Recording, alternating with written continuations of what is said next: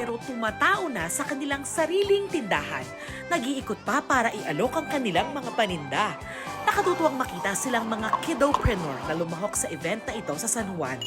Ang magkapatid na sina Thea at Tyler, ages 11 and 10, nagtitinda ng chocolate-covered bananas. It's very exciting at the same time it's a little scary. Sila mismo ang kumukuha ng orders, tumatanggap ng bayad at naghahanda ng orders. My dad came up with this idea, so when I grow older, hopefully in life I'll be successful.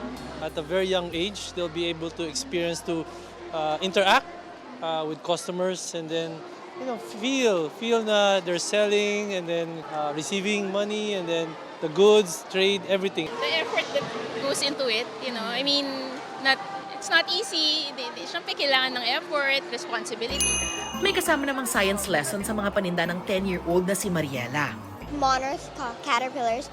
There are the citrus kind, and they only eat the plants from their host tree. When you get a kid from us, you have to make sure that you always take care of the case. So you have to make sure that it always has food and it always has water in this little tube here. Batay sa isang survey ng Okta Research, maraming Pilipino ang gustong magnegosyo kung mabibigyan ng pagkakataon. Kaya mainam daw na mabigyan ang mga Pinoy ng pagkakataong magsimula habang bata pa lang.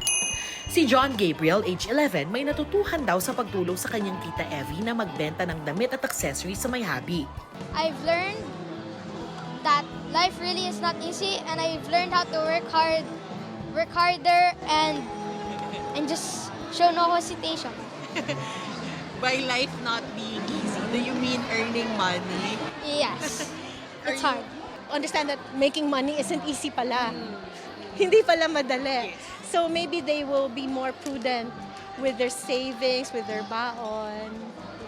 Higit pa sa pagkita ng perang itinuturo ng pagnenegosyo. Tinuturuan din ito ang mga bata kung paano maging malikhain, maabilidad, matapat at kung paano makibagay sa kapwa. Yan at higit pa ang nais ibahagi ng kidopreneur sa mga bata at kanilang mga magulang. Para sa GMA Integrated News, Darlene Kai, nakatutok 24 oras.